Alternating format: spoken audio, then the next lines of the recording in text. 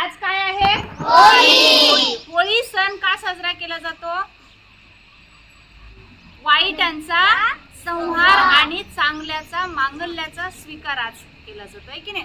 आपल्या भारतामध्ये आज होळी आणि उद्याची रंगपंचमी हा सण अत्यंत आनंदाचा उत्साहाचा मानला जातो. कितीही मोठं भांडण झगडे असले तरी पण सगळेजण काय करतात, आनंदाने एकमेकाला रंग लावतात आणि हा सण साजरा करतात. तर पण आपल्या शाळेमध्ये कचरा जमा केला. कचरा हा इकडे तिकडे पसरलेला होता. हा वाईट आहे ना? म्हणून आपण वाईटाचा संहार करण्यासाठी म्हणजेच वाईटाची होळी करण्यासाठी इथे जमलेलो आहोत. प्रत्येक मुलांनी कुणाला जबरदस्तीने रंग लावायचा का? कुणालाही जबरदस्तीने रंग लावायचा नाही. प्रेमाने एकमेकांना रंग लावायचा. होळीची एक छोटीशी कथा सांगते. भक्त प्रल्हाद आठवतात? ऐकलंय का भक्त प्रल्हादाचं नाव तुम्ही? तर भक्त प्रल्हादाला त्याची आत्या जी असते तिचं नाव होलिका असते. ती आत्या त्याला जाळण्याच्या उद्देशाने त्या खूप असे लाकडं गोवऱ्या वगैरेची रचतात आणि त्याच्यावर त्याला घेऊन अशी मांडीवर बसते. कारण प्रल्हादाला त्याला पेटवून द्यायचं असतं त्यांना, म्हणून ती होळी खालून पेटवल्या जाते. होळी पेटवल्याच्या नंतर होलिका तर जळून जाते, पण प्रल्हाद जळतो का?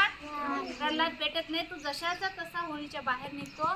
म्हणून आजचा हा सण वाईटाचा संहार आणि मांगल्याचा स्वीकार, चांगल्याचा स्वीकार करण्यासाठी आपण अत्यंत उत्साहाने साजरा करतो.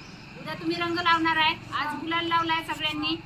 उद्या रंग लावताना काय काळजी घ्यायची आहे? नैसर्गिकच रंग लावायचे. जसं गुलालच लावायचा. कसले पण हिरवे गुलाबी असे रंग एकमेकाच्या चेहऱ्याला लावायचे का? नाही. सकाळी निघताना आंघोळ करून छान पूर्ण हातापायाला चांगलं चपचप तेल लावून त्याच्यानंतरच बाहेर निघायचं.